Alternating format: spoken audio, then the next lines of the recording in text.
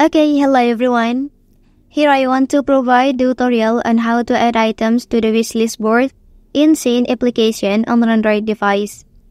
Well, adding items to the board can help you plan outfits, create wishlists for special occasions, or track items you intend to purchase in the future. Boards serve as visual reminders of items you want to keep in mind, allowing you to stay organized and focused on your shopping goals. So let's go to the tutorial.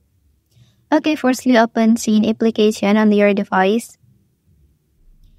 Okay, and then look for heart icon. Tap on it.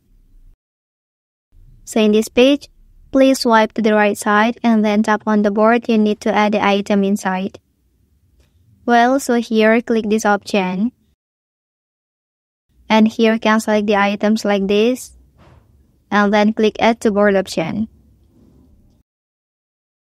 Okay, that's the tutorial on how to add items to the wishlist board in Shein application on an Android device. If you are helped by this video, don't forget to like and subscribe to get other information from this channel. Thank you.